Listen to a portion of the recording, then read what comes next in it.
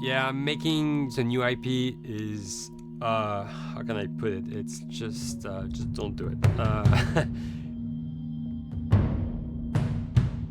It's insane. I mean, it's a very difficult process. You have more questions than you have answers, especially when you come from like you've been making Uncharted 1 and Uncharted 2, just kind of like now like things are going, you just kind of like good momentum, and then suddenly that momentum like just drops, it stops.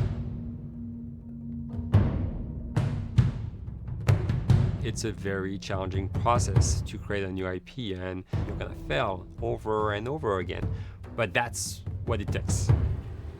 New IPs are really hard. They're hard because you don't know what's fun yet. You're building new tech, new AI, establishing new characters, new art, all this. You don't get to get that controller in your hand for like 6 months to a year. You don't know what it is yet. I remember like ages ago coming on the project and what are the infected gonna do? Like, what are they gonna do? They're gonna behave like this. I'm like, okay, we're like trying to imagine what's gonna happen. Fast forward like 4 months, they don't do that at all because it didn't work, right? It's hard mode, right? Like it's game development on expert. There's a big thing about making a game, right? Which is a game has to be fun. You get your first build where everything's working. You got player mechanics. You can walk around the world. You can shoot. You can melee attack people. You've got the AI in there. They're very intelligent, very difficult, and it's totally not fun because they snuck up behind you and murdered you in a second, and there was no way to figure out what was going on. We're making a game, by the way. Hey, James.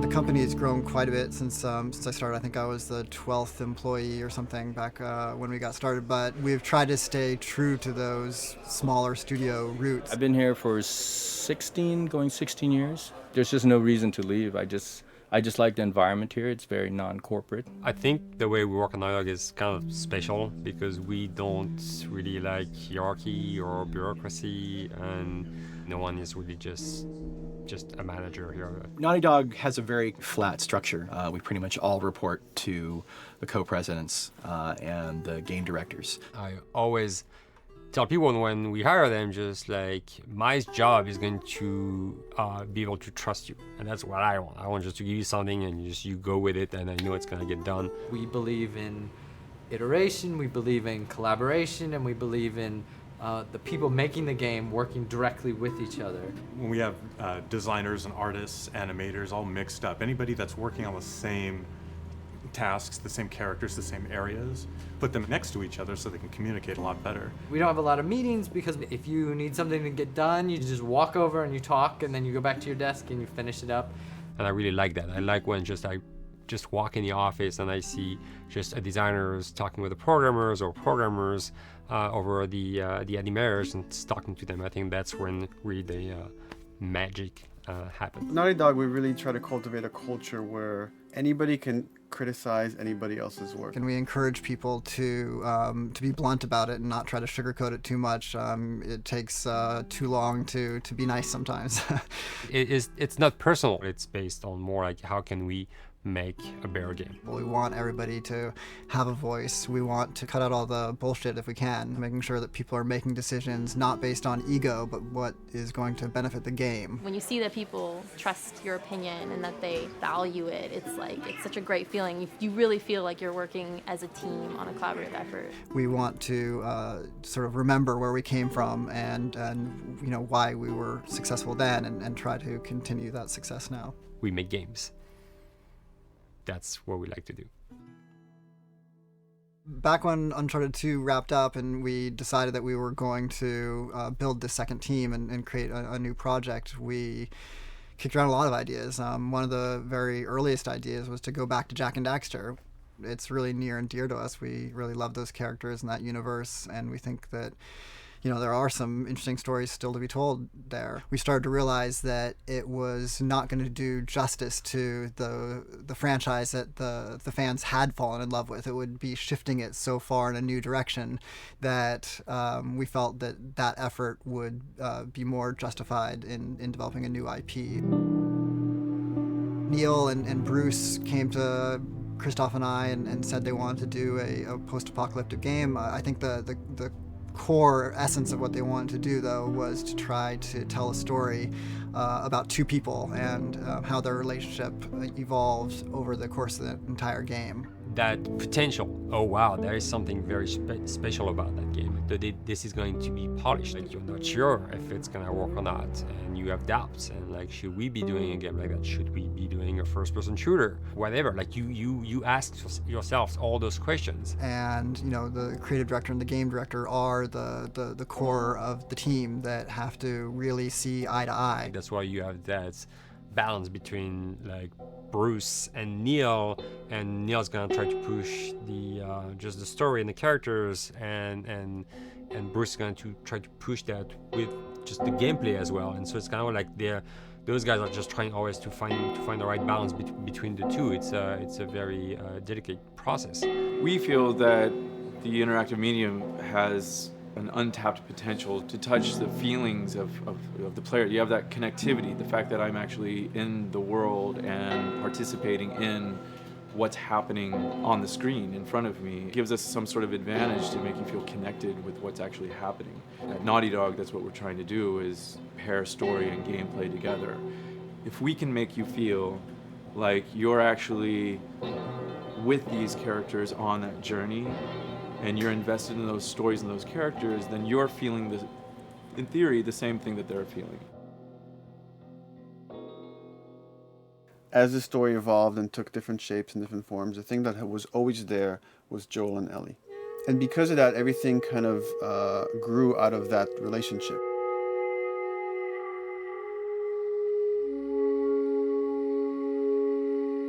We've seen kind of that role of the anti-hero change, especially over the last 3 to 5 years, to where before it was like, the thick-neck mercenary kind of guy. For this game specifically, for this story, we needed something new.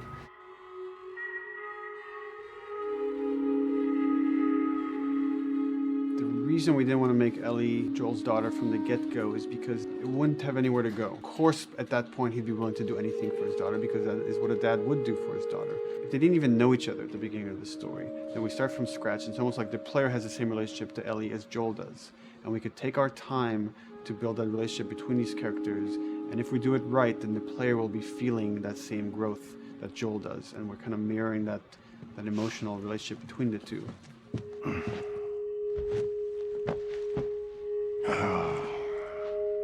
What are you doing? Killing time. Well, what am I supposed to do? I am sure you will figure that out.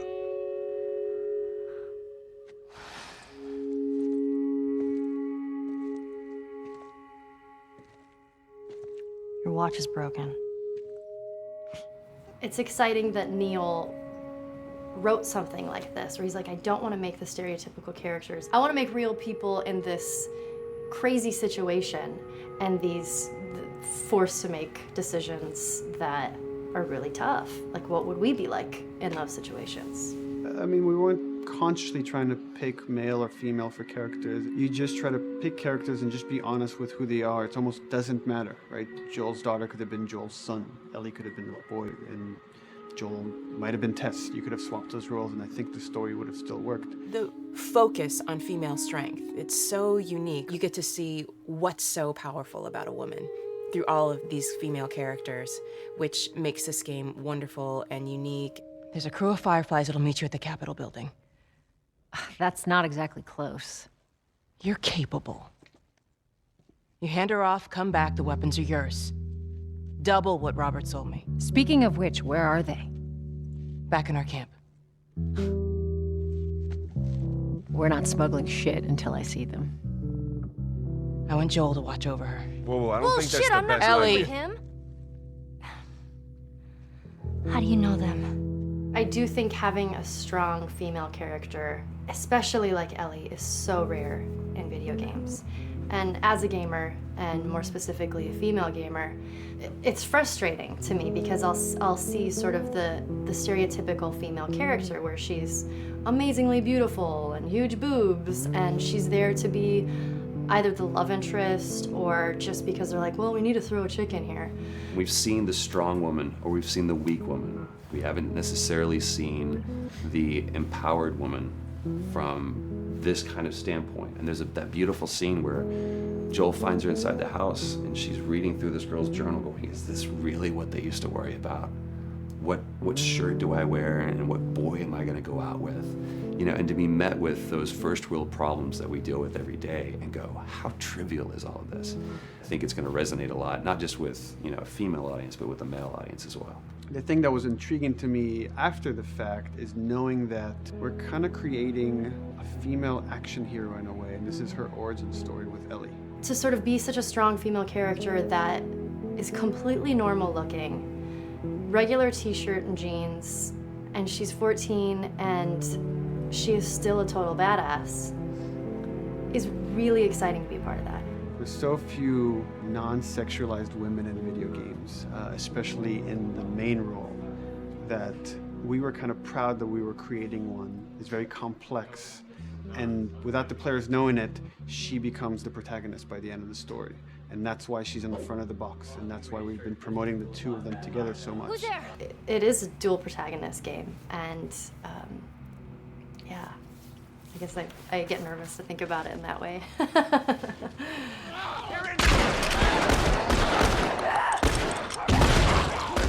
We couldn't talk about it. In fact, in interviews we've been lying about it, saying you never play as Ellie because it was so important for that to be a surprise. Sorry, journalists. Here we go.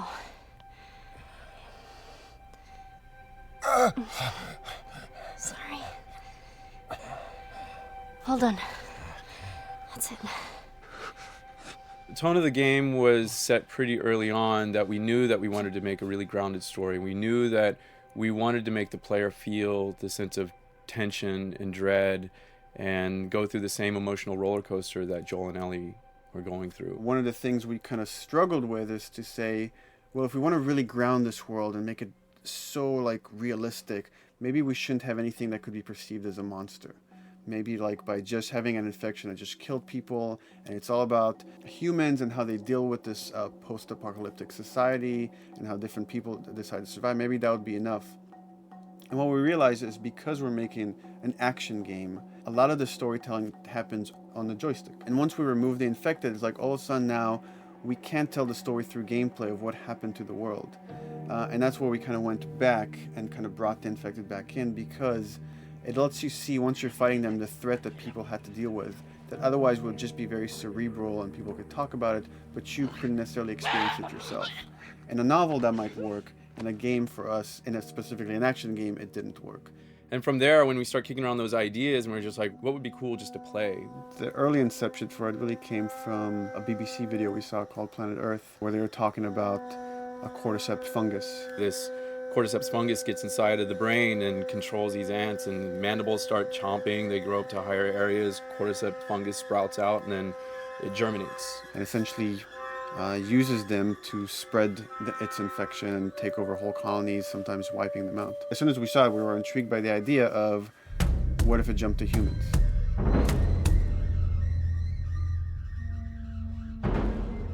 So what would happen? How would people react? What would happen to society? As we're trying to develop the look of the infected, we went through so many different iterations, some that looked really alien and subhuman, some that looked just essentially like zombies, and we couldn't find like an original place for them. But one of our artists just did this kind of photo mashup where he took a bunch of images of diseases or images of fungal overgrowth, and he kind of mashed it all together and he threw it on this person.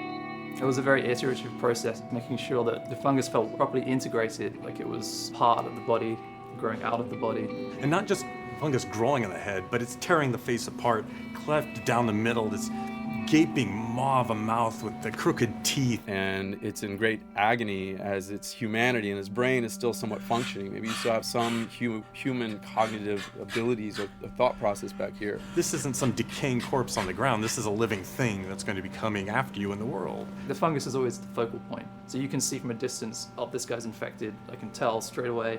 In fungus, they have these beautiful saturated colors, and we really like that conscious of this something so horrific that it's going to like stop at nothing. It's relentless force of death, and yet elements of it are beautiful. It's not just about gore. It's not just about everything about it being scary, because to us it's actually scarier when things on it are somewhat benign or somewhat beautiful. It was evident that we were onto something that was quite a bit different and something that we hadn't really seen before, which was eerily human but very disturbing. And it seemed so creepy and so unique that right away we gravitated towards it, and it's like, this is our base infected. Everything should kind of come out of this look.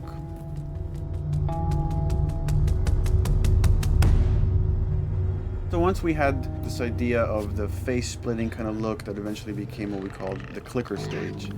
We went to great lengths to create a full biological cycle for these things. So in the early stages, you don't actually see too many signs of the fungus surfacing out of the skin. It's kind of underneath it, like people have lumps starting to show.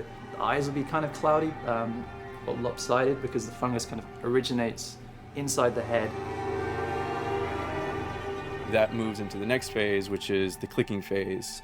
And if they mess with the eyes, we end up saying, well, how do they get around? Oh, echolocation. And they use a form of echolocation to track down their enemies. Just like bats, or even some blind people can see by making a clicking sound, a sound that on its own wouldn't be very scary. And then to associate it with something that people in this world are very fearful of, so that as you're exploring an environment, all of a sudden you hear this click, and you're seeing everybody just get frightened, just everybody duck, everybody hushes. Great.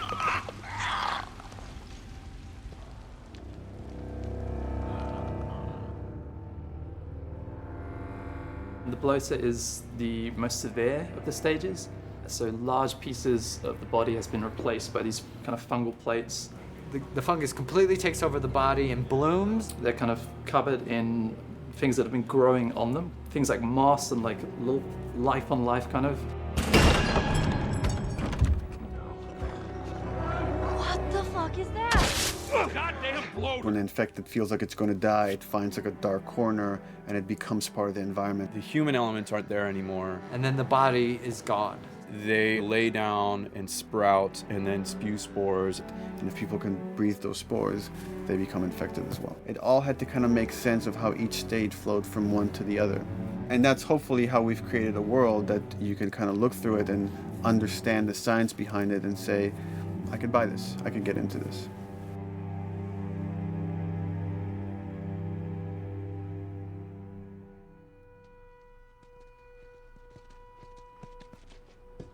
Mandatory evacuation.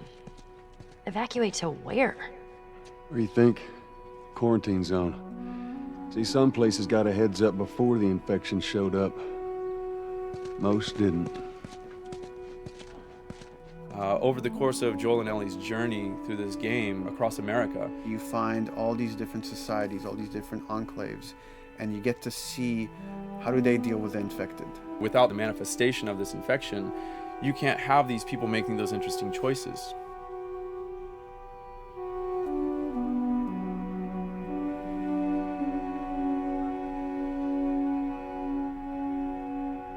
The world we decided was actually its own character, really grounded with a lot of texture. What happens, after 20 years of the fall of man, when no one's taking care of anything. This book called The World Without Us describes in detail how much fighting on a day-to-day basis we have to do to keep nature back.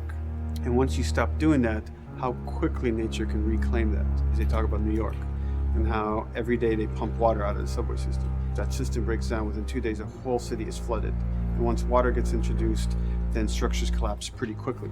Trees will sprout, and wind will carry those seeds over, and gutters get clogged, and then when it rains, water fills up, and then pretty soon you have vegetation growing over there, and once you have vegetation, concrete breaks pretty easily for when there's a tree and roots breaking through that. Even some of the stuff we did on Uncharted, you know, exploration of how temples were ruined.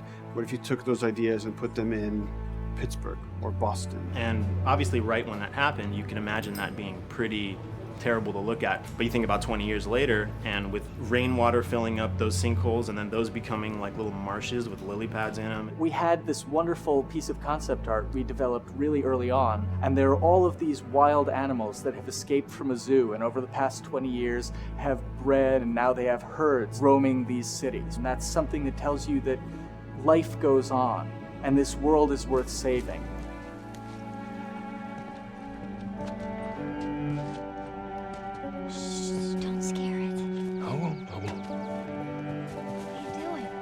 There's something really pretty about nature reclaiming its domain once we are gone. So fucking cool. We have another level of OCD of the logic goes into some of these environments.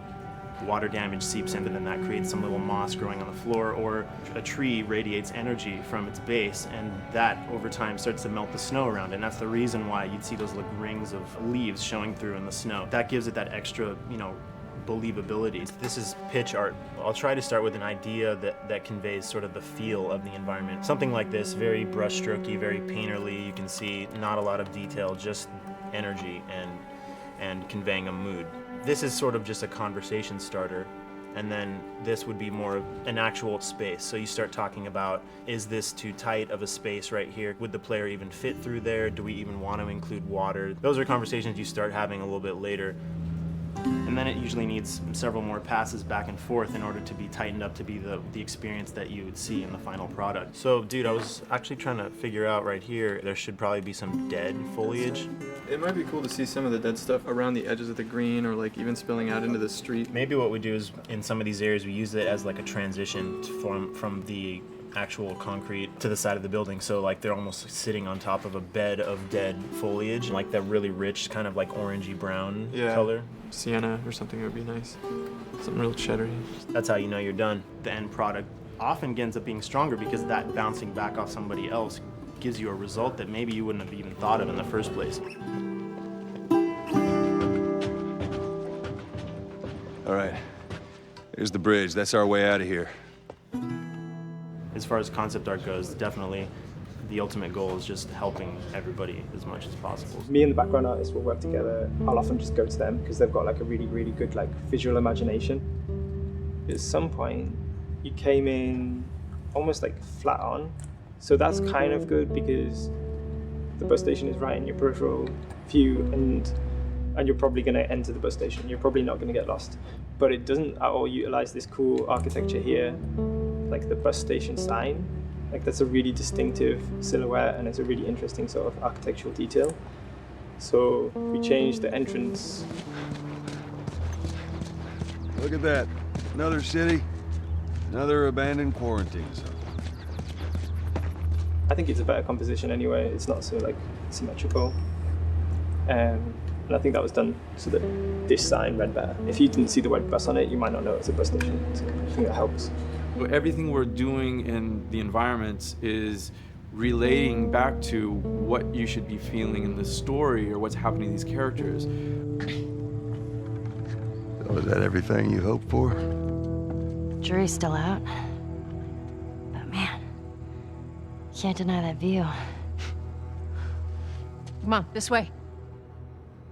When we first came up with Ellie and Joel, we had this idea in our heads of who they would be, but we didn't necessarily know the voice. It took us a while to find our Joel, but for Ellie, I think Ashley was the second or third candidate to walk in, and right away we knew.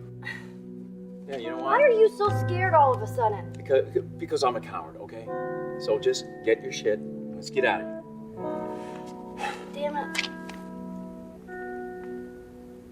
I'm not like her, you know. What? You think I'm gonna end up like your daughter?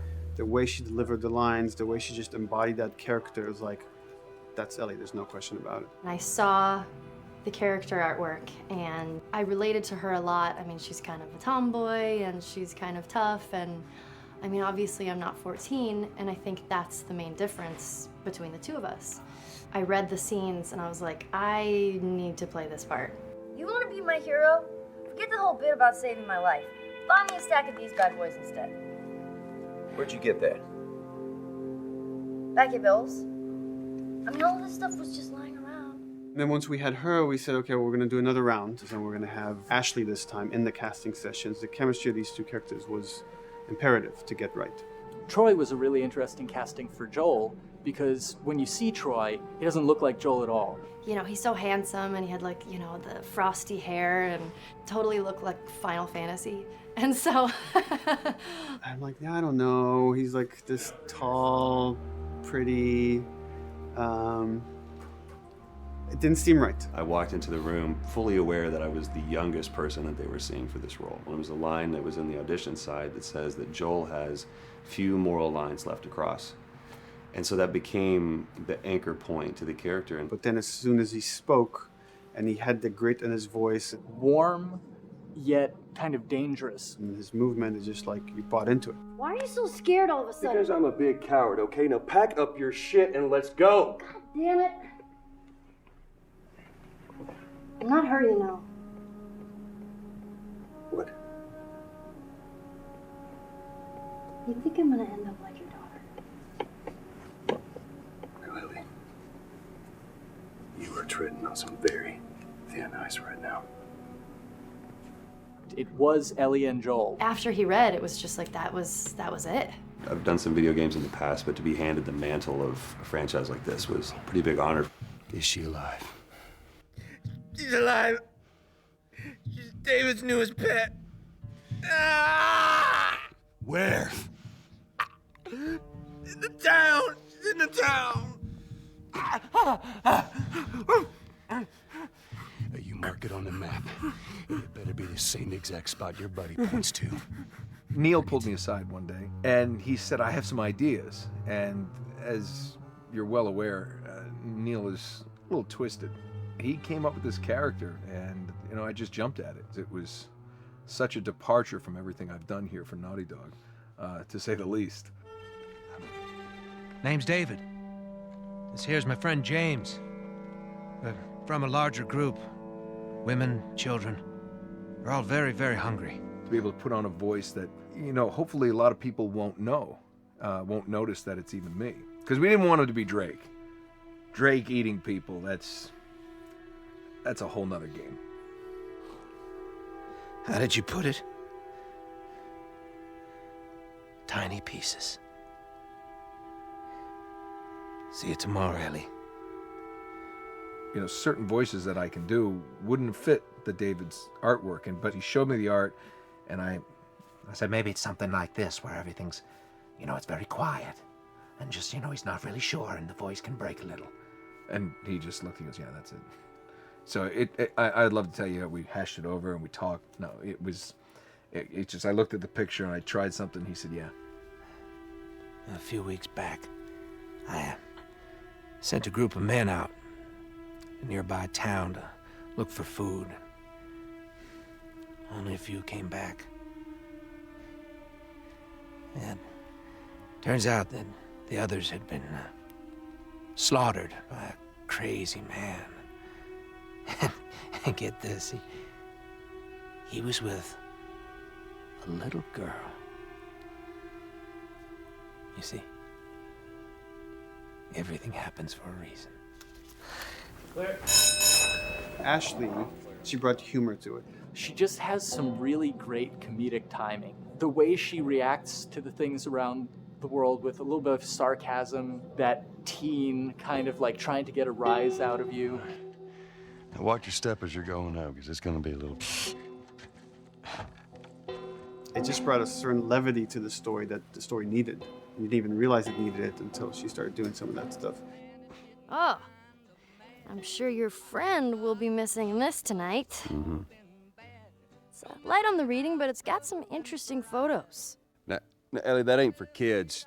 Whoa! How the hell would he even walk around with that thing? Get rid of that. Well, hold your horses. I want to see what all the fuss is about. Oh, why are these all stuck together? I'm just fucking with you. Bye-bye, dude. Throughout the course of shooting over these past couple of years, Ellie and I have kind of morphed into each other, which I know sounds so cheesy. Neil always asks, he's like, well, what would you do in this situation? I think the most important thing that Ashley brought is a sense of capability to Ellie's character that wasn't there in the beginning. The very first thing we shot involved her being pulled out of a car and attacked, and Joel was supposed to go save her. It was written that Ellie sort of was just kind of watching on the side, just waiting till he was done, and I was a little frustrated because I was like, well, if this were real life, I would do something. We did a couple takes, and at some point she walked up to me and she said, I feel like I'd hit him. So we added in a part, like, you know, right there off the bat, she's not just this damsel in distress. Right there, she wanted to fight back from her very first day of shooting. We didn't have it right initially. She needs to be more capable than initially we thought she would be, and actually that made us go back and rethink combat and rethink a lot of the areas in the game, and now she was going to take a much more active part.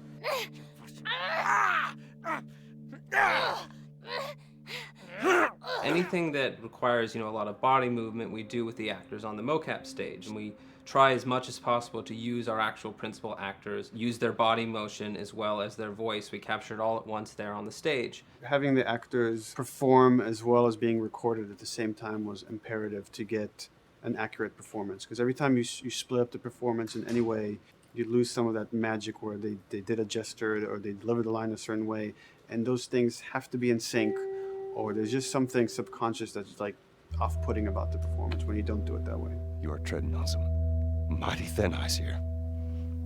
I'm sorry about your daughter, Joel, but I have lost people too. You have no idea what loss is. Everyone I have cared for has either died or left me. Everyone fucking except for you. So don't tell me that I would be safer with someone else, because the truth is I would just be more scared. It gives you the most authentic, most realistic performance, because you're actually there, not just making your own choices, but making your own choices based on the other people that are involved in that scene. So you get this truly natural approach to things, and it shows up. It's like theater in the round. You can do anything from any angle, and the smallest, most subtle thing we'll be able to pick up. There's no place to hide. So you have to be as prepared as possible, because you have no idea which moments they're going to use. There are these little improv moments and, you know, little nuances that you get that probably isn't scripted, that just comes out of play, you know, while they're performing. That mistake that is just blossomed into a really good idea. Did we improv on The Last of Us? Yes. Yes, we did. Doing this was a whole lot like being 5 playing in the backyard with a stick, you know, and this is my machine gun, and, you know, and a pine cone is my hand grenade. It's all your imagination. I'm doing the exact same shit that I did 45 years ago. I just get paid for it now. We square. We're square. And get the fuck out of my town. I don't do a lot of voiceover work, so for me, it was nice to be able to work off of your other actors. I can't imagine it working in any other way. I'd never done mocap before. I didn't know what to expect. The suits were crazy. Yeah, the suit gave me wedgies. Like, deep wedgies that I had to pick out with my middle finger. Too much information. Just how damn sexy I look in a motion capture suit.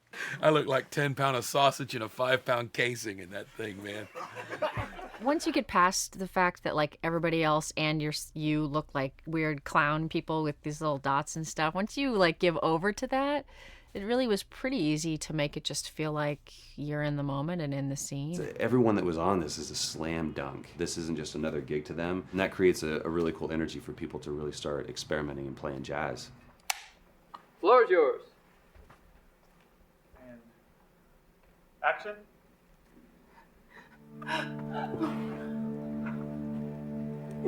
Get the fuck off her! Hey! Oh, let her go! Don't worry, this is fixable. But I can't come with you. Well, then I'm staying. Ellie. I want Joel to watch over. Oh, no. Bullshit, Absolutely. Ellie! She's going to. I could just take her to the North Tunnel and wait for me there. Jesus Christ. Just cargo, Joel. How do you know them?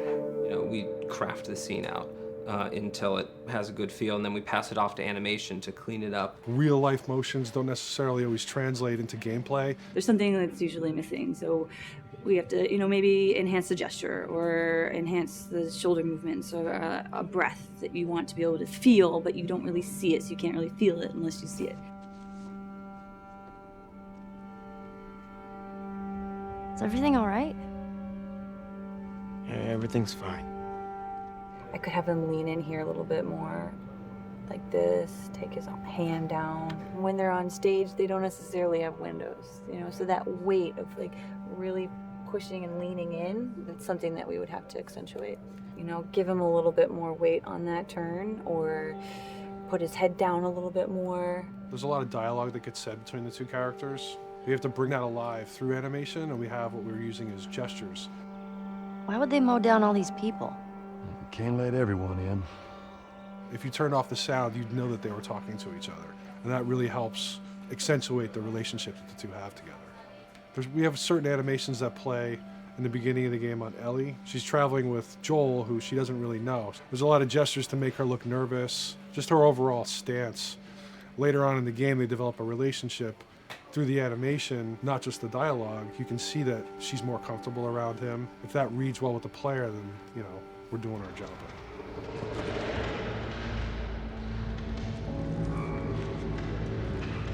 We want her to look scared. When she gets a gun, we want her to look scared of the gun. So if she's gonna aim, she wouldn't be like super trained aim. She would be more like some scared. But at the same time, it needs to look cool and feel cool to the player that plays. It's really just these little tiny details that we're doing, and it's coming across. It's working out well. We don't do facial capture, we don't track eye movements on stage, it's just the motion capture data. Everything that you see on the faces is hand-keyed. As you can see, this is all of her mocap data. And so when I'm doing something like this, I go back and forth to the performance that she was giving, and I watch just this section over and over and over again. So this is our default face, where I can make everything super extreme and make her all squinty and angry, turn her frown down. I can open her mouth, stick her tongue out. It's listen, watch. Okay, where's her mouth at this point? Like, is it open? Is she making like a grimace? About Tess. I don't even know. Here's how this thing's gonna play out. You don't bring up Tess. Ever. Matter of fact, we just keep our histories to ourselves.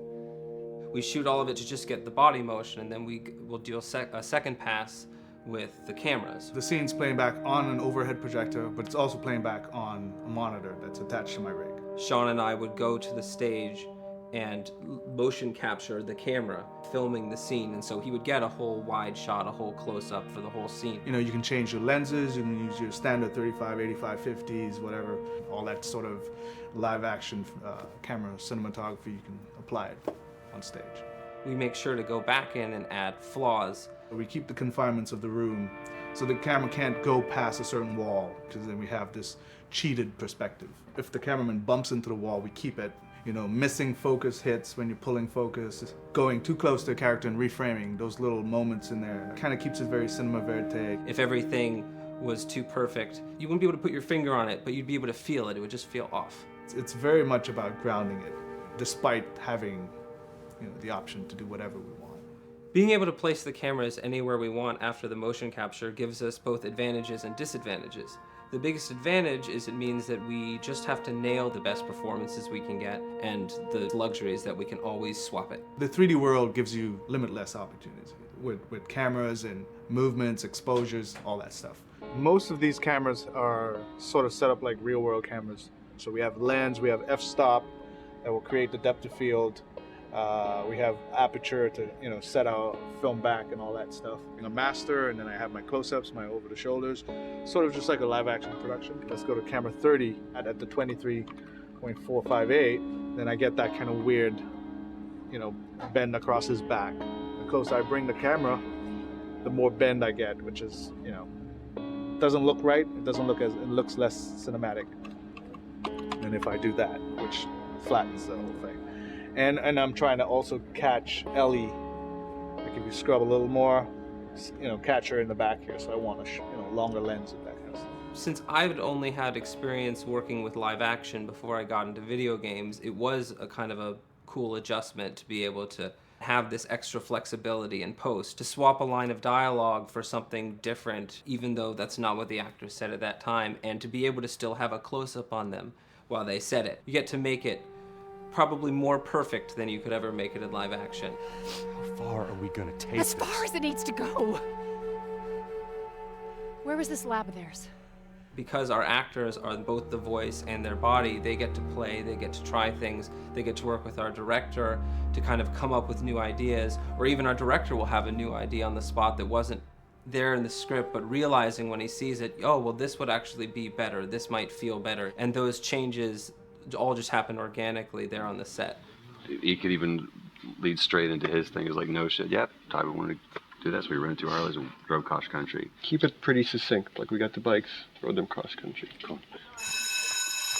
It's shocking to me that this is Neil's first time directing. There was a specific tone and a specific approach that Neil and Bruce wanted to take with this. It just came down to, there's nobody knows this story better than you, and then there's nobody that knows these characters better than you. Why don't you just do this? He and I actually had a conversation about it. He says, I think I'm gonna try this myself, and I'm not sure. Neil was fantastic. The floor is yours. Okay, so remember, you've been running away from this turret-mounted truck. If you come to this dead end, you're going to look up and see a potential way out. Okay. And action. Check it out.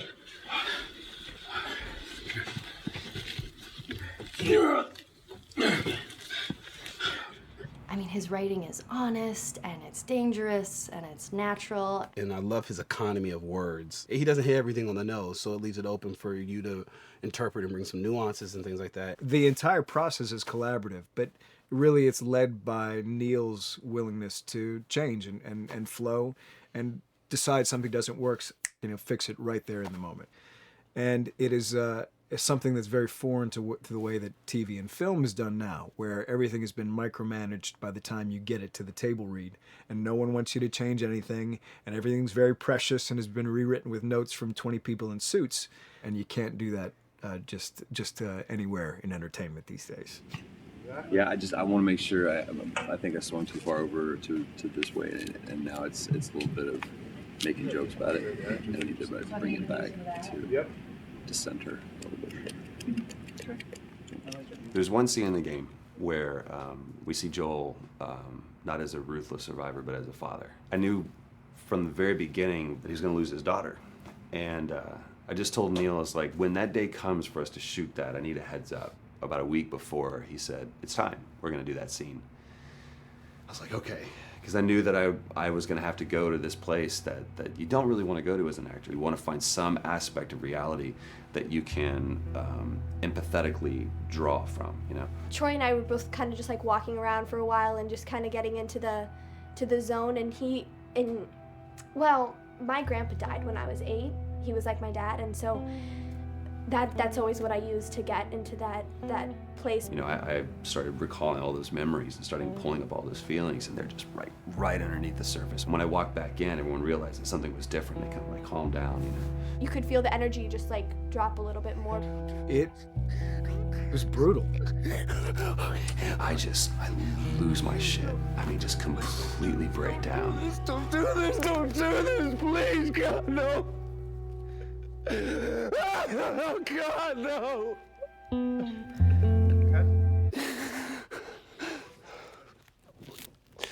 The soundstage was deathly still. It was the first take, and I felt really good about it. And it's like Neil said, okay, let's do it again. And so you do it again, and automatically you feel like you're manufacturing because you're trying to go back to that place, and you're in that actor nightmare of trying to get back to that reality. And we go through it again in 5th and 6th and 7th take, and I'm just exhausted. I'm crying between takes, and I'm looking at Neil going, this is really, really hard.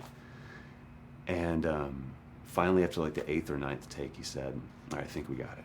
I was like, oh, thank God. And I went outside, and I was just jacked up for the rest of the day. Just I mean, a wreck emotionally. But we got it. Then 2 weeks later, he calls me. And he says, so we need to reshoot a scene. I'm like, cool, what scene are we doing? And he just looks at me. I said, dude, don't do this to me. And you can either at that moment throw your hands up in the air and say, fuck this, and walk away. Or you can say, okay, this is an opportunity to get it more right. I'm like, okay, all right. You don't think you got it? I'm gonna show you that you got it. We've got it in the can. And so we go through it again, and it just feels fake, feels artificial. And Neil goes, go through it again. We start doing it again. And I'm getting madder and madder with each take. And finally, about the fourth take, Neil comes over to me, and I love him so much. He goes, so I'm picking up on some resistance. I was like, you're damn right you're picking up on some resistance. We've got this in the can already, and we're just wasting our time, and we're wasting all this effort and energy.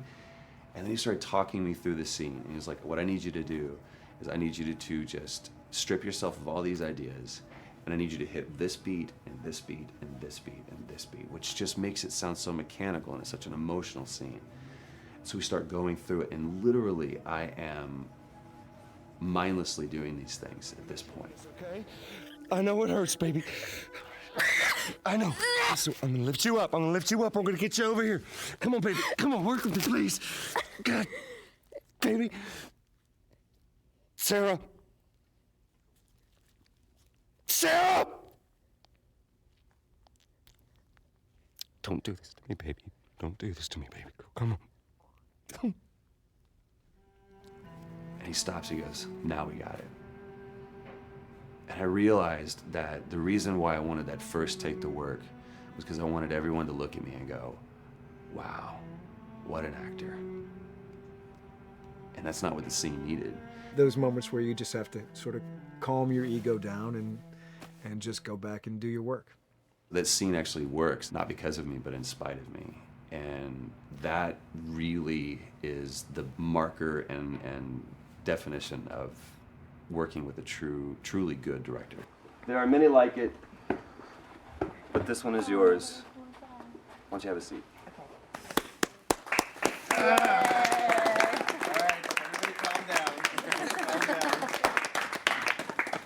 Thanks, guys. It's the director's chair. Working on the project, we knew we wanted to have a pretty minimalist soundtrack. And we had a folder where we just throw music in there. Looked at the folder one day and we saw, we have a lot of stuff here from Gustavo Santaolalla. We're looking for a composer. What if we reached out to him? Oh, no. Sarah. Move your hands, baby. I know, baby, I know. Listen to me, I know this one. You're gonna be okay, baby. Stay with me. I want to pick you up. I know, baby. I know it hurts. Come on, baby. Please. I know, baby. I know. Sarah. Baby.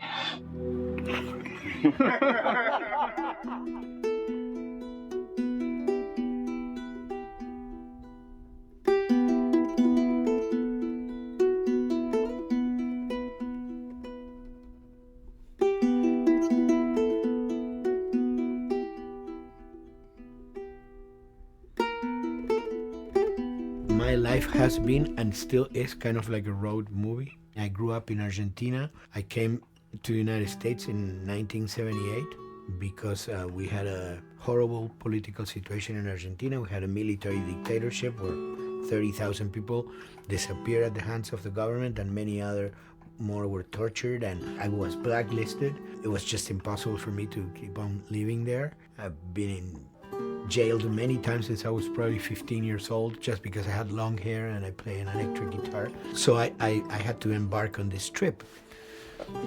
I can relate to that kind of need of movement and going to the next place and the next place and the next step. I'm always attracted to the possibility of getting involved with a project from the very beginning. I like to work from the script and talking to the director. It's never been, oh, give me a piece like this, or give me a music that's this. It's just been very high level. Here's what the story's about. Here are the themes. Go write some stuff. Since I don't know how to really read or write music, the way I produce music is actually recording it. So I like to come early in the projects, and I did in The Last of Us.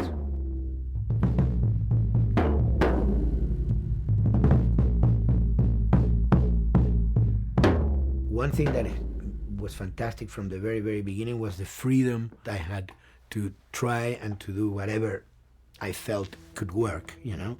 As the story was still being written, you could listen to this piece of music and just get a sense of where this needs to go tonally, because the music was still inspiring the story. So that was the great thing of having the music written so far in advance. You know, at the beginning, I mean, I was going really out with some things, and sometimes some of those things were the ones that they liked the most, you know? So I really felt very motivated to work, and I enjoyed immensely working. It was this very organic back and forth experience where one element was inspiring the other and vice versa. I needed to go into some more dark places, more textural and not necessarily melodic.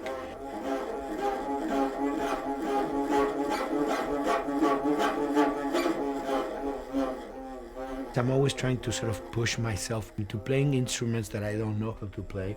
There's an element of danger and innocence. Lennon once said, you know, give me a tuba and I will be able to do something. I'm an artist. I should be able to do something. I like to put myself in that situation.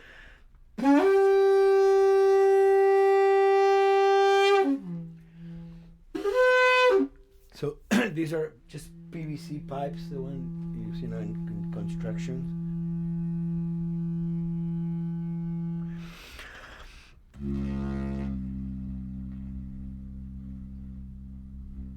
Or instruments that I know, kind of twist them. From the concept of the prepared piano, you know, I mean, I've worked with prepared guitar to stick things into the guitar and things like that.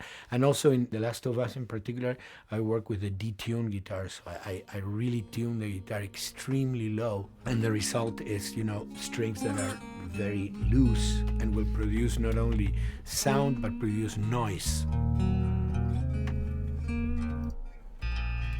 Because I believe, you know, every environment has its own sound. We have in our, you know, small studio, we have actually the possibility to record almost anywhere, including the bathroom, and we have done some fabulous recording, especially in the kitchen. When you score to picture, which is something that I don't do, then you know what you're gonna expect. But when you provide people with music, like I've done in all the films that I've done, and then you see it, how the director decided to use that, you know, in what particular way he uses it or where they edit it. It's always fascinating to me. I watch a scene and I'm going, you know, it's fantastic how they use this piece. I would have never, of all the music that I've done, probably I would have never used this piece there, but it works, you know, great. So I like that feeling of a collaboration.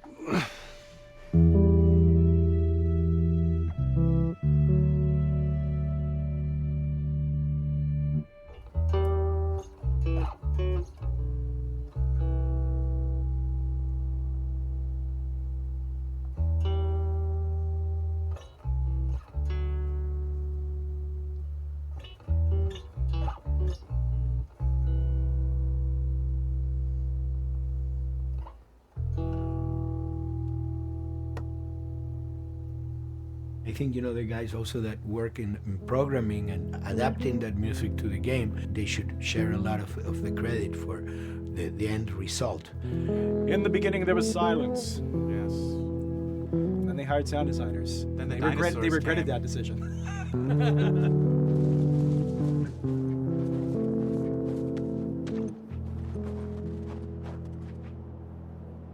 Hold it steady.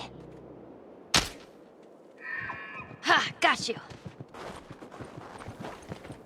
In a much quieter environment like that, we really had to fill out the soundscape with much more natural sounds, much more detailed, delicate sounds. The tension comes from the lack of sound, in a way. Your brain is thrown off because where I expect to hear buses and crowds, all of a sudden I hear wind and leaves rustling. Again, it's creepy and beautiful at the same time because it's almost like I'm going on a hike, but I'm in a downtown area.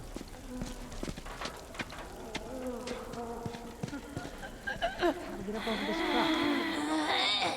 Let's see what we can find. To Neil, I mean, we were going through the iterations, so he just did not want, like, yells and screeches and what he called, like, you know, kind of witchy qualities, the cackling witch. He didn't want anything like that. It was a little bit of a head scratcher to figure out, okay, how do we make it sound human but not human? Yeah. We really did not want to use any animals. We wanted these all to be human. Derek and I basically decided to hire a couple of voice actors who did some interesting work vocally to see if they could come up with something. And we worked with this girl, Misty Lee. She started giving us these really great screeches. And that's no process. Yeah, that's just her voice. And it started going into this little click. We also used a little bit of Phil's voice.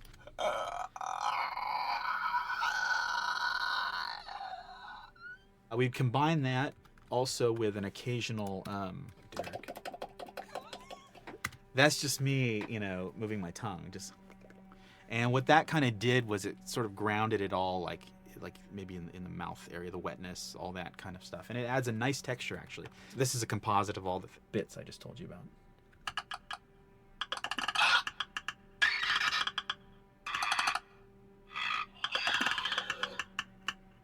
Sounds like a Snapple bottle.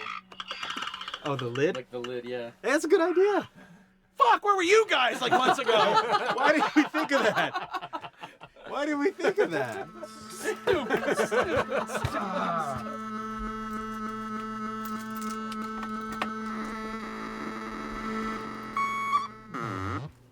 Viewers at home, you're probably wondering what this is. Let me tell you.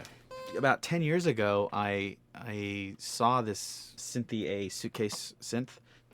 I wanted to get one. This finally arrived in January, just in time to start using. I thought, well, what can I do with this?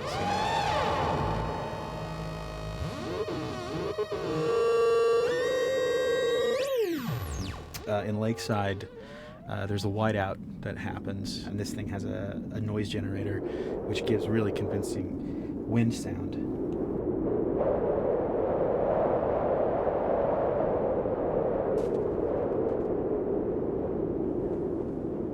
The military still has technology. There's sirens and alarms, so I wanted to try some new concepts.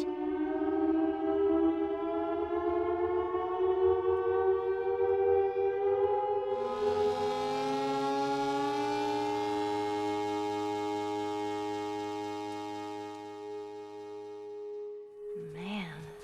What? Nothing, it's just... I've never seen anything like this, that's all. You mean the woods? Yeah. Never walked through the woods. It's kind of cool.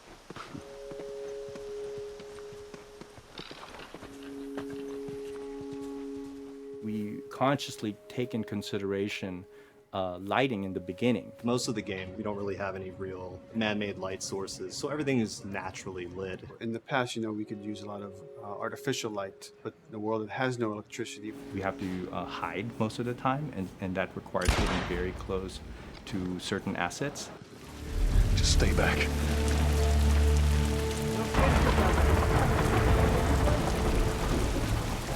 Otherwise, you can't.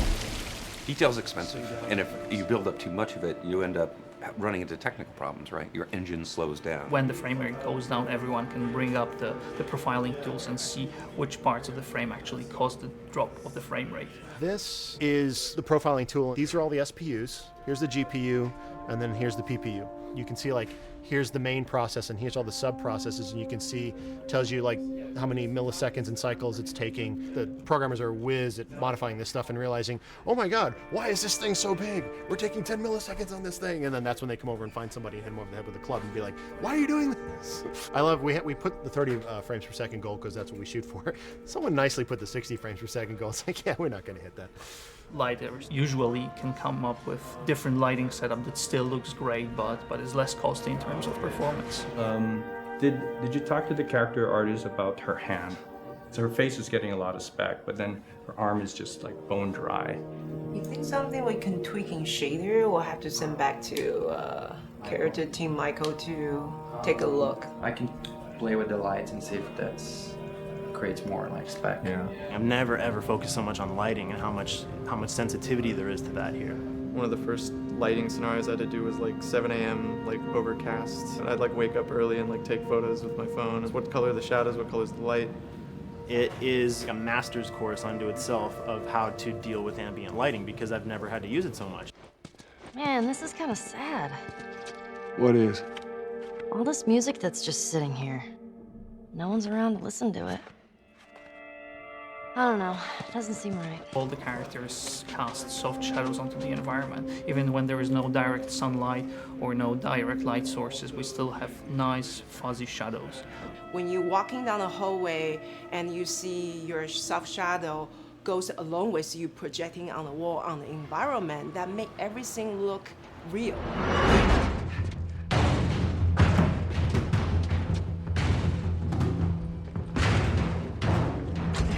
Follow me through here. Okay. The flashlight brought a whole new spin on it. So some of the environments end up being really, really dark, and you need the flashlight to get around. Give me a hand. We want to have the environment be really dark, but also at the same time have colorful surfaces that are sort of hidden, so when a flashlight hits one of those, it bounces off onto the ceiling. If you shine a light on a red wall, it will bounce the red lighting on the whole environment. And it's very difficult to do, very expensive, but we did it. Everything should have a bounce lighting. Otherwise, the world is gonna feel dry and unrealistic.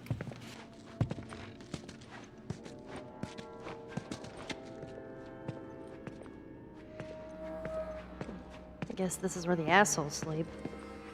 I mean, slept. This engine is really driven in a way towards a very high level of cinematic control over each frame. And hopefully, if we achieve our goal, you'll see it is beautiful. There are these truly beautiful moments amid all this chaos and destruction. Yeah, once we're done with this whole thing, I'm gonna teach you how to play guitar. What do you say, huh? Ellie, come on.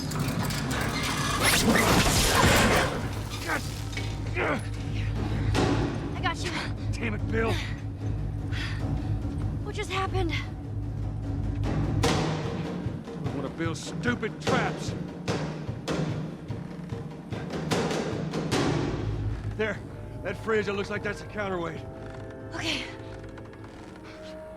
The story really dictates sort of the arc of the overall pacing.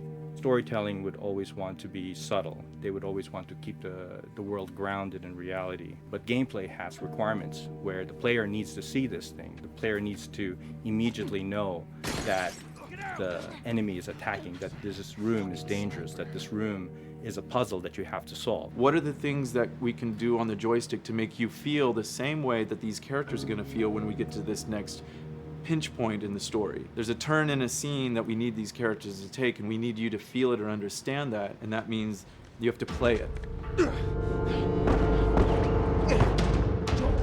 Sam! Oh, thank God. Keep running. Doorway, over there. Run!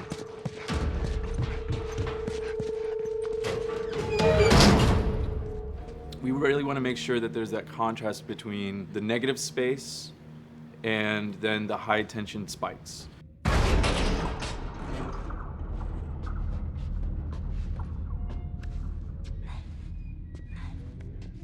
A lot of times we won't play music, or we'll play very minimal music just to let you know kind of the state, whether you're still in stealth or combat has broken out. Hearing someone's footsteps or hearing a person breathing on the other side of the door has so much tension to it.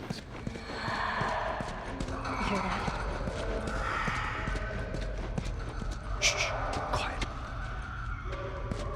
You feel the tension of the world, make you question whether you want to engage with these guys or kind of try to stealth around them. That's another reason why we don't have traditional cover in the game.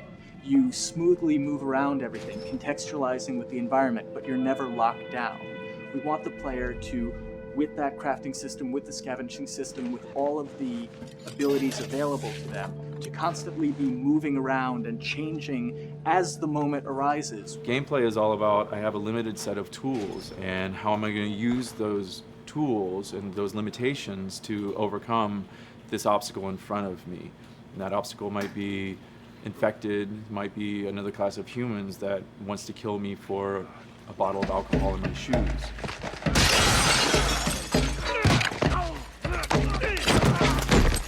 it's important for us that we don't underplay the violence, because then the threat doesn't seem as real.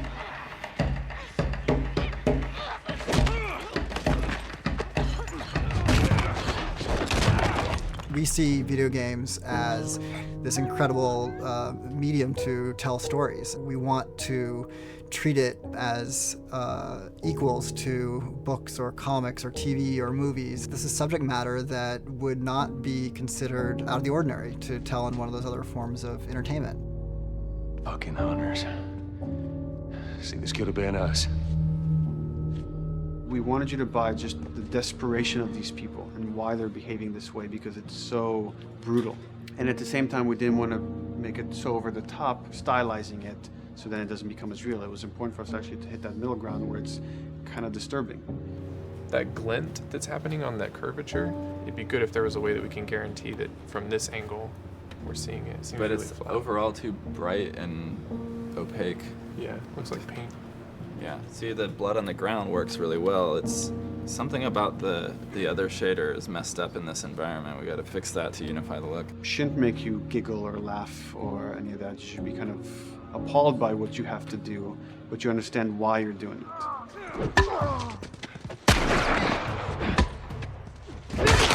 You want to feel each hit. You want to feel each concussive strike. Lives are at stake. We want a death animation to have impactful performance, not just have a guy keel over in a ragdoll. In real life, a guy hitting a guy takes a half a second, but in the game world, you want that to be as instantaneous as possible. I lived my whole life in this very ugly test level. I basically just fight dudes in here all the time. Almost every move is divided between like an intro and a swing. One of the many things I have to end up doing is like counting frames and being like, okay, on frame 18, I want you to get out of here. I want you to be able to start moving. Every hit reaction that an NPC plays, they are not necessarily in the correct pose. When you strike them the next time, we just pop them with a 0-frame animation change, which is usually kind of a no-no, you know what I mean? Normally you want characters to blend smoothly and realistically into animations. But what we found is that you can cover that pop up with a heavy impact. They can go from almost any pose into the pose that the impact starts from, and your eye just covers up the transition for you. So if you throw a brick at a guy, it puts him in this like kind of staggering stun state. And that changes the moves that you do when you come up and punch him. So now I'm gonna come up and punch him, and now when you're punching him, because you've hit him down, you get this like auto aim moment where you get like a free headshot. I try to make it so that, you know, if you kind of know what you're doing, that you can set yourself up for 1 + 2 = 3. Right here! Memory on a console is a very precious resource. All of Joel's animations with every weapon, all the NPC animations, the stealth kills, you know, all of that stuff happening need to fit within a 4 meg to 5 meg memory footprint. This is a list of everything that's loaded in game and how much memory it's taking, because memory is our most precious resource right now. So we have a level, we call it the bookstore, it's in Hunter City, and this is a zone, for example. So when I set an AI to this zone, he will never leave its boundaries. I want guys to guard this exit where you have to go through, so I'll zone a couple guys around there to make sure that they, you know, they can fight you and use all this cover, but they want to stay around this door. This is another key component of the AI, is what we call the nav mesh. This defines the overall play space of where an AI knows he can or cannot go. Hey look, that's where a cover used to be, and there's a hole cut out for it. I gotta fix that. Here's some other wonderful things. See these little red polygons? Yeah, that means they're not linking right for some reason, so that means they can't really walk through here properly. It's a bug, and I need to fix it. Welcome to my life.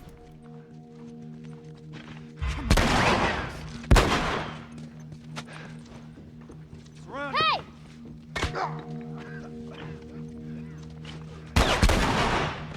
If you look at a lot of games, NPCs are usually only alive for, you know, a few seconds before the player ends up shooting them and then they're dead. We want our guys to be much more dangerous and much more threatening, which means they have to be alive for longer. They need to exist in the world for longer, which means you as the player can witness them acting out their behaviors for longer.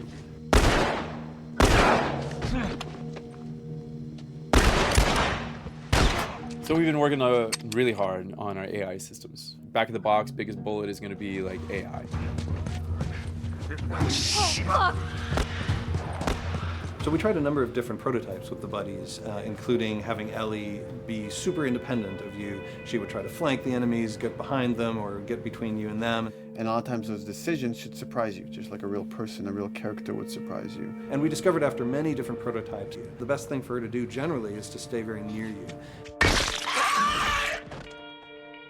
You need the exploration, you need the scavenging, you need something to say like, okay, if we just crank it to 11 the whole time, then it's pinned up there and there's no time to breathe, no time to assess or analyze, and no time to really contrast. There's no way of shifting the pacing.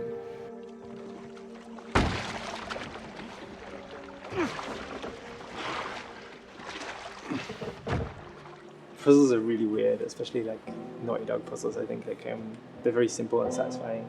Most of this puzzle is strict exploration. You can see the ladder here, you can see the pallet there, you can see a clear route up to the ladder. So you're like, okay, maybe I have to get Ellie to the pallet, push the pallet over to this side, and like Ellie will climb up and lower the ladder.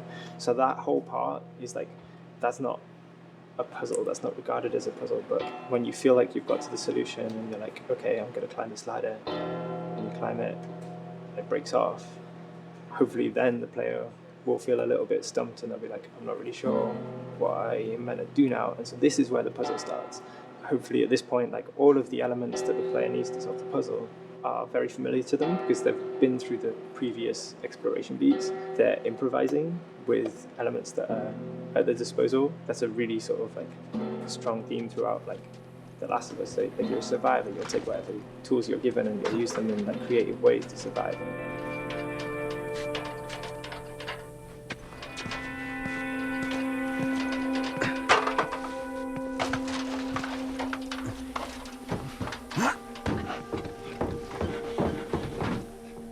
We set out to create something kind of new to Naughty Dog, this crafting system. Our lead designer, Jacob Minkoff, he got this book of like the survivalist handbook and homemade munitions and all sorts of funny stuff. Just start reading about, okay, if I was just wandering around in a collapsed society, this world, what stuff that seems like I could find? Alcohol and sugar, you know, if you want to make a smoke bomb. It's difficult to balance the right amount of resources against what you think the player's going to need and making sure that the player feels like they're getting just enough to survive, but not too much that they feel like they're a powerhouse.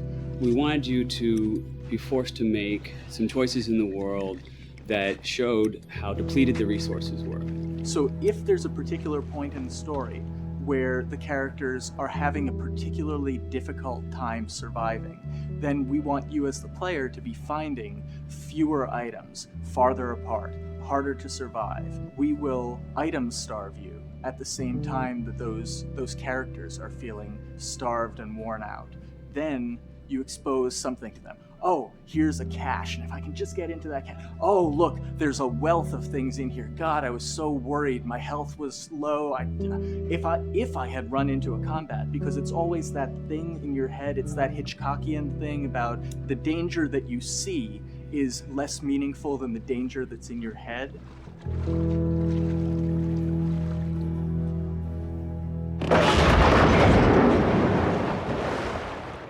When we're designing the levels, you know, it's nice to have the stuff that we know people are going to encounter. You know, we kind of call this some of the critical path stuff. These are the things that 9 out of 10 players are going to find. They're right in the way. It's where you have to go. And then whenever designing a level, you want to have that little nook and cranny, right? You want to reward the player being like, oh, you went over here. And then you also want to have that other second nook and cranny. The player is supposed to go place a ladder here and climb up through the rest of the hotel. But what they can also do is shimmy across this area, and I place a really cool like upgrade kind of off the beaten path to reward players for exploring. So if they come all the way over here, they're gonna get this really cool training manual. It's a funny little bit of trivia. The HUD system, not the menus, not like when you hit start and stuff, but the actual HUD system where you see the reticles and stuff, was literally created for an E3 demo early in Uncharted 1, and that's been our HUD system, the foundation of our HUD system for the last 4 games. First time in Naughty Dog's history, we hired Alex. She's awesome, and she's got a really good understanding of UI and how it applies to games. The thing that I hate about any game's UI is when it pulls you out of the game for too long. No one wants to spend time in menus. Nobody loves UI, if we're being honest. Weapon slotting has probably gone through more iterations than any other system. The stuff that we finally ended up implementing, you press select, you get into this menu, then you D-pad left and right through the slots, and then D-pad up and down will change the weapon, and then you don't have to press X or anything, you just select out of it. When you're still, like Joel is here, that's fine, but then as soon as you get into an actual situation, so I'm gonna go over here and cause some trouble. Okay, so here they come. Oh god. All right, so now I'm out of ammo. Now I need to get back in that menu. I have to run away from them, get into the menu, get out of it. And it ends up feeling super clunky. Again, okay, I'm out of ammo again. Get out of here. I need to take out one of my other long guns. And now Bill's in trouble. Bill's in trouble over here. And I've got to I'm in a menu now and it's oh shit, whoever designed this UI is so bad. What were they thinking? Bill's gonna die. In theory, it worked, but then in practice, it felt a little clunky. We wanted it to be the absolute minimum amount of button presses. You don't say to yourself, oh, I'm never going to be able to do this in time, so I'm just going to give up. I'll die, I'll restart, let me try again. You want to always make the player feel that there is a way to survive. They can just do this fast enough. And what's going to go in now, if you just left, right, D-pad through this stuff, you swap out your guns, between long gun and short gun. If you're now on this gun and you were to hold X to pick your gun. So it all happens within the same system that you're using to slot the weapons. The first iteration that I did on that one was awful. It just took way too long to get in. It was just a mess. QA was so upset at me all the time. I'm sure they hate me now because of that system.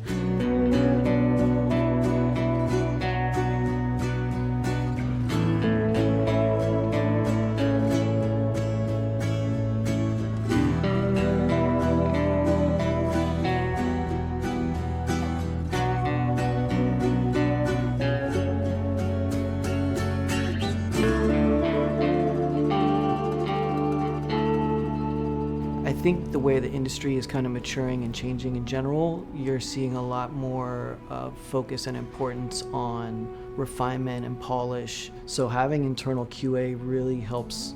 The industry is kind of changing from QA being this tighten up the graphics on level 3 bro kind of vibe to really being a more technical, mental investigative job. On the publisher side, it's more reactive towards the code being delivered in a stable, controlled environment. Whereas on the developer side, especially at Naughty Dog, we are going beneath the art and the design. We're given enough weight where we can go up to somebody and be look, you have to fix this. Why? Come over, I'll show you. That kind of feedback, I would love to be able to say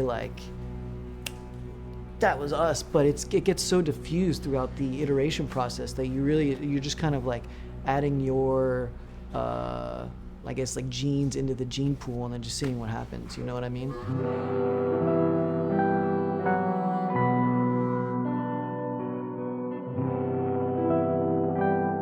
Everyone's working all the time now.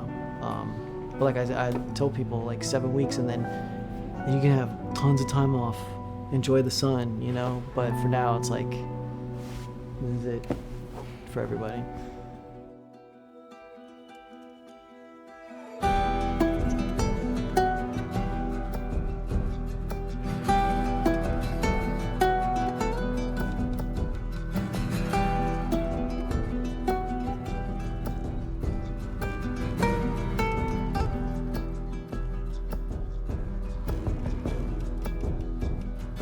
Crunching is part of making games. I feel it's human nature, right? If I'm gonna have a guest at home that's gonna come for a couple of weeks, I'm probably gonna clean their room just the day before they arrive, right? And I think it's the same thing. It's just everything comes together at the end. I personally enjoy crunch. I think you get this absolute laser focus because it has to come together.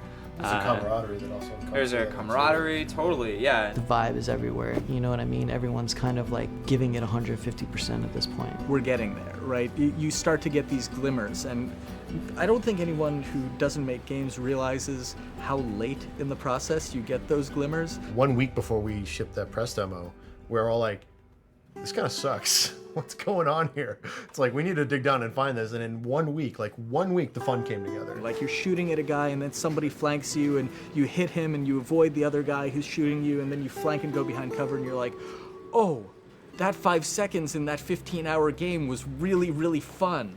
How do we make that 5 seconds happen thousands more times? My favorite video game is making video games. It is as challenging and as complex and as interesting. If we had to like try all the things that didn't work, what's hard about Crunch? It's like marching through that swamp of it not working.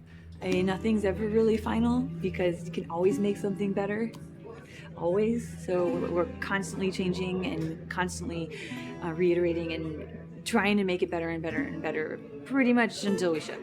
As an artist, you're never really happy with your work. You could be given like 100 years to work on something, you'll still find things to nitpick and things to fix. Yeah, you can work on the game for 10 years and you'll still be crunching at the end. So it's like, okay. All of a sudden, it's like getting ready one morning in the shower, and I was just like, oh yeah, I'm about to ship another title, and this is gonna be a really good title, and it gets you excited, and you're like, all right. Do I think the game's gonna be good? Yeah, it's gonna be awesome. I think it was good a little while ago, and now we're gonna make it Extra kind good. of amazing. Yeah. What it will take to get there in these next 5 weeks is gonna be a lot. I'm excited. I have faith.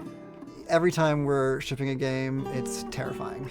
You just hope for the best. You don't know, right? I mean, like, people have different opinions. We have to go with our guts, and I trust the team just to pull it off. This, hands down, is the hardest, most challenging thing I've ever done. We sweat a lot, and we worked a lot, and we all went home tired, you know? But I think that's what's, you're gonna see that on the screen. I think that's gonna pay off. Ellie? Ellie? What? The ladder. Come on. Right. After David, Ellie's visibly distant.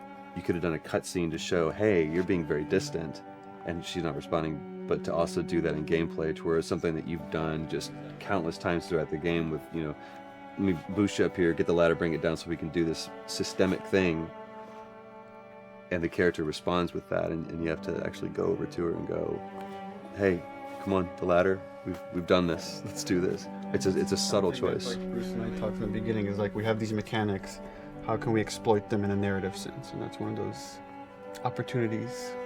I just think it's incredible that that happens in game. It's not a cinematic, you know. It's something that adds weight to that controller when they're playing. Wow, so good! Let's go eat. Let's go eat.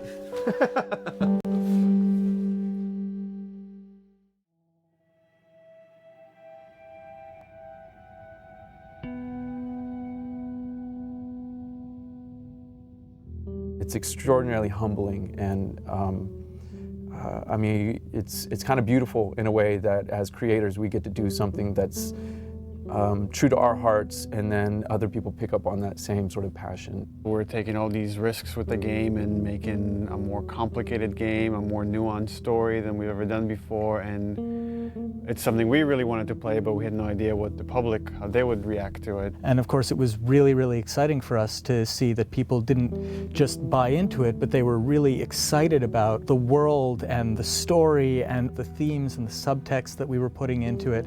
Really, people just got the game 100%. You know, as an artist, as a creator, you want people to love your work. You want to cause some emotional reactions. So it just kind of leads us and encourages us to keep going in the directions that inspire us.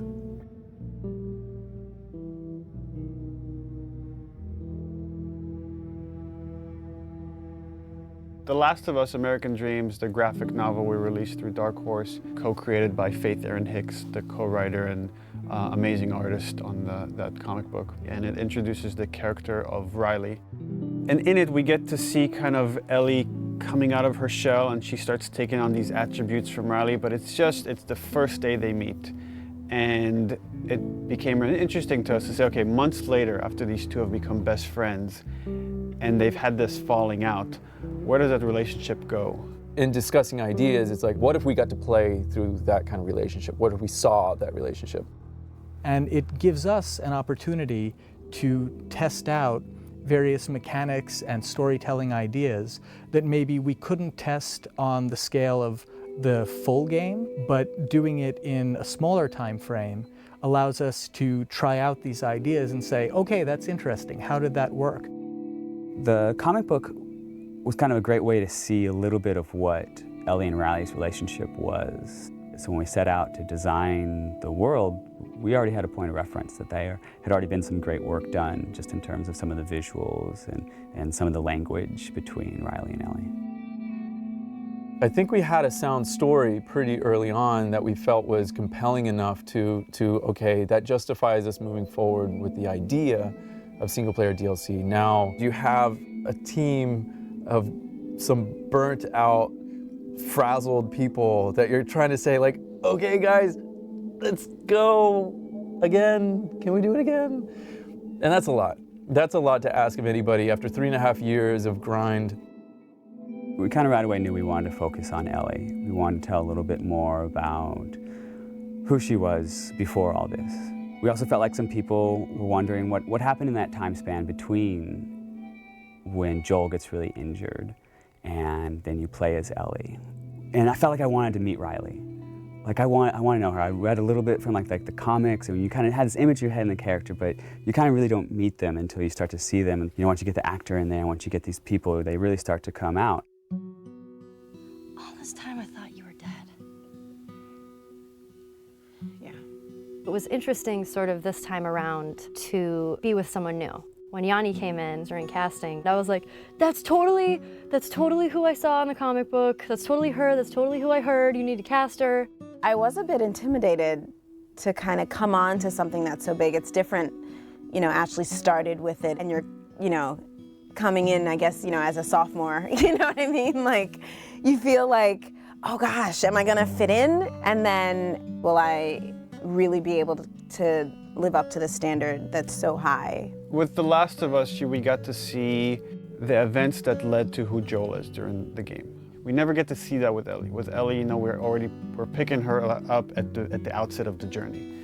What this DLC really allowed us to do is focus on Ellie's life prior to that journey. And we get to see, she's just a kid, ultimately.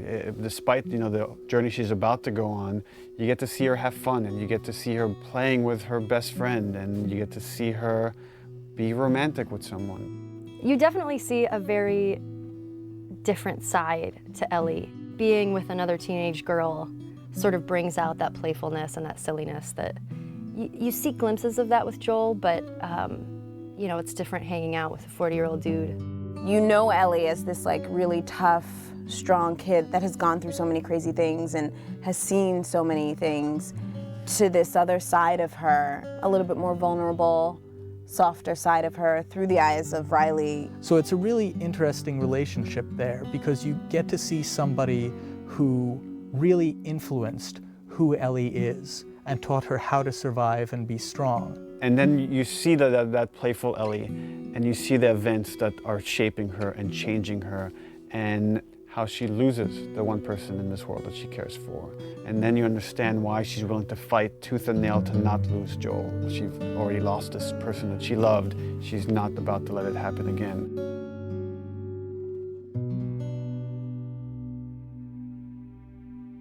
There was a lot of gameplay where we kind of challenge ourselves to say, okay, how do we add tension? How do we add core mechanics to two teenage girls that have snuck out of this military dorm and are being playful at a mall? There are large portions where there is no combat, where we're really focusing on the narrative connection between you and an allied character. What's really important to us is how we parallel the player's emotional experience in the characters and vice versa. We want you to always be feeling the way that the characters are feeling. What the fuck are you looking at? We look at contrast a lot whenever we're trying to create pacing of things. And you can't have your lights without your darks, your highs without your lows. So while we're looking at the Ellie storyline, we also want to contrast that with what's happening in the desperation of Joel. So the combat is kind of an extension of the obstacles, the barriers inside of her way that she needs to overcome. Something new we wanted to do with the combat this time was we introduced David's people, sort of the cannibals in the university. By pulling David's crew into the mall, we also thought it would be intriguing to create some new technology where we had the infected fight the humans. We developed a number of setups, combat setups, during the DLC where the player has the opportunity to pit those two sides against each other. And for us, this was really interesting because this allows you to use one faction as a weapon against the other. Now you're able to use these distractions almost as bait or as lures. So that creates this whole new way to think about a combat space and to think about ways that you move around. But it still drives home that idea that it's a desperate world and you're trying to survive in it. The main themes that we're playing with, I think, are love and loss and, on some level, devotion. What lengths do you go to protect the ones that you care about? If you never know if you're going to die tomorrow, in the next hour, in the next few minutes, every moment spent with those you love is a moment to cherish. The relationship between Ellie and Joel, it dealt with survival, it dealt with loyalty, and ultimately it dealt with love. The love of a parent to a child or a child to a parent. The DLC is not that different. In this world, all you really have are your relationships and your friends. I mean, that becomes everything. And I think that's sort of reiterated in the DLC. One of the great things about Last of Us was how much people related to Ellie and enjoyed Ellie and saw her as this strong character. And here we'll get to see how her time with Riley has become that and something that propelled her to be able to go on this journey with Joel.